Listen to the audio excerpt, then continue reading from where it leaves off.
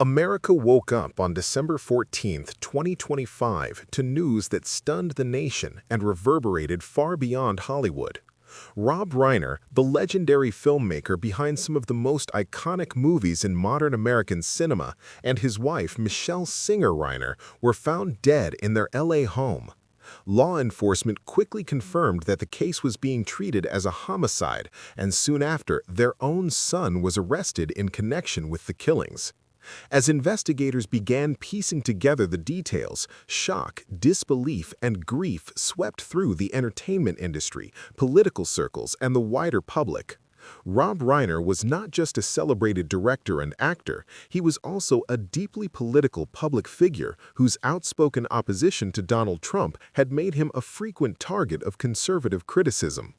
What could have been a moment of national mourning instead became something far more divisive. In moments like these, public figures are often expected to rise above politics, offering condolences and demonstrating empathy.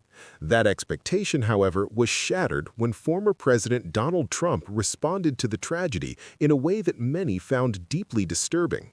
Rather than expressing sympathy for the Reiner family, Trump took to his social media platform Truth Social and framed the deaths through a political lens. He suggested that Rob Reiner was a victim of what he mockingly referred to as Trump derangement syndrome, implying that Reiner's long-standing hatred of Trump and his political rhetoric somehow contributed to the circumstances surrounding his death. The post did not include condolences, prayers, or words of comfort. Instead, it appeared to transform a brutal family tragedy into a political talking point. The reaction was immediate and intense. Across social media, cable news, and political commentary shows, Trump's remarks were described as cruel, unnecessary, and devoid of basic human decency. Critics argued that mocking or politicizing the death of a murder victim crossed a moral line that should never be breached, regardless of political differences. What made the backlash particularly notable was that it did not come exclusively from Trump's political opponents. Several conservative voices and Republican figures publicly distanced themselves from the remarks, stating that the deaths of Rob Reiner and his wife should not be used for political messaging.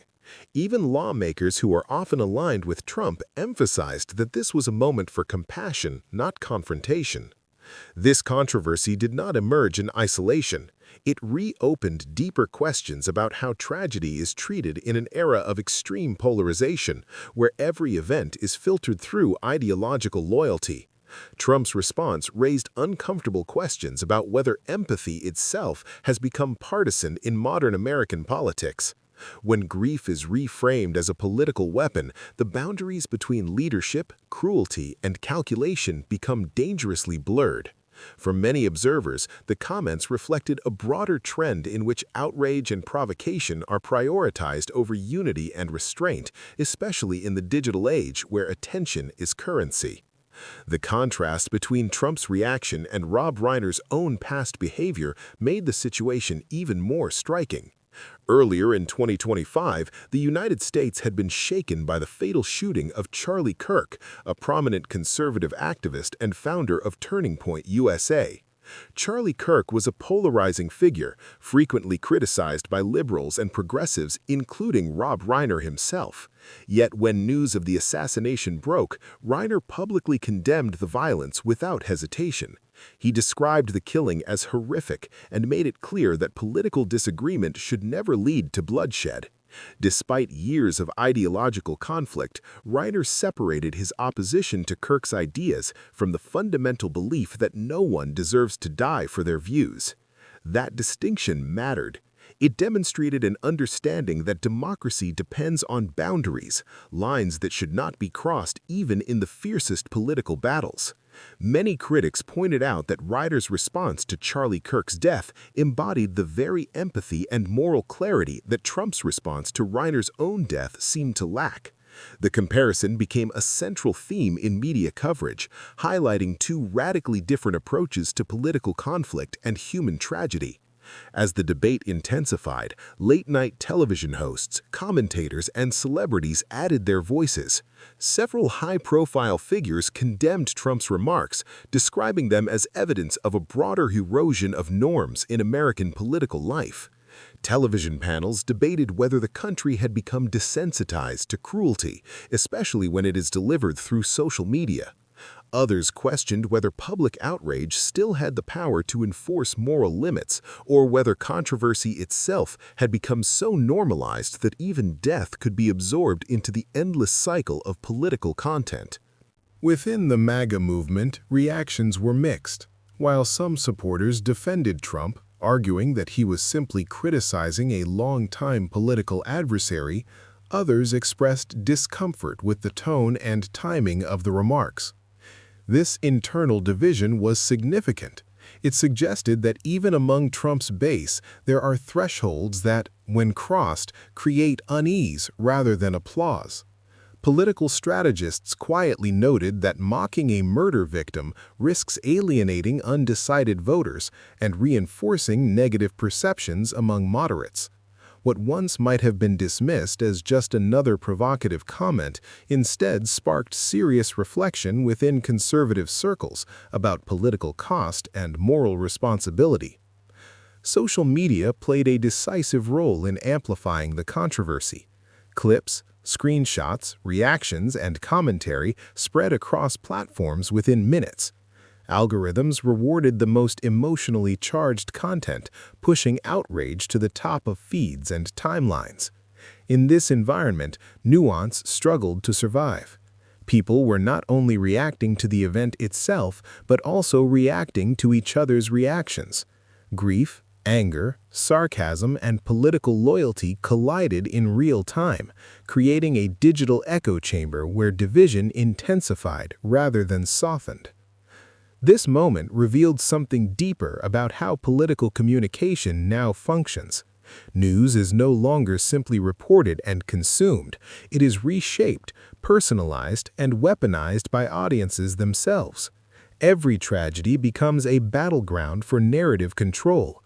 The question is no longer just what happened, but how it can be framed to reinforce existing beliefs. In such a climate, empathy often loses to engagement, and restraint loses to virality. Beyond the immediate controversy, the Trump-Reiner affair offered a sobering reflection of America's current state. It illustrated how political identity has begun to overshadow shared humanity, turning even death into a symbolic contest. When leaders model behavior that dismisses compassion, it sets a tone that ripples outward through society. Words spoken by powerful figures do not exist in a vacuum. They shape norms, influence discourse, and signal what is acceptable.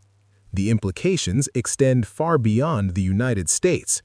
America remains a global reference point, and its internal divisions are closely watched by the rest of the world. International media outlets covered the controversy not merely as celebrity news, but as evidence of deepening polarization within American democracy. Allies and rivals alike analyze these moments, drawing conclusions about political stability, leadership culture, and the health of democratic norms. In an interconnected world, America's domestic discourse increasingly becomes part of the global conversation. Ultimately, this episode leaves behind difficult questions with no easy answers. Can a society so deeply divided relearn the value of empathy? Can political leaders be held to standards that prioritize humanity over provocation? Or has outrage become so embedded in public life that even the most tragic events are destined to become partisan ammunition? The deaths of Rob Reiner and Michelle Singer Reiner were first and foremost a devastating family tragedy.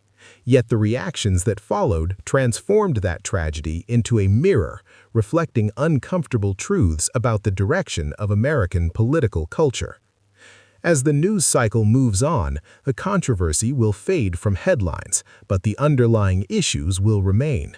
Political division, media incentives, and the erosion of shared moral ground continue to shape how Americans respond to crisis and loss. Whether this moment serves as a warning or simply another chapter in a long story of polarization depends on what lessons, if any, are taken from it. In the end, the question is not just about what was said, but about who we are becoming as a society when compassion is no longer the default response to tragedy.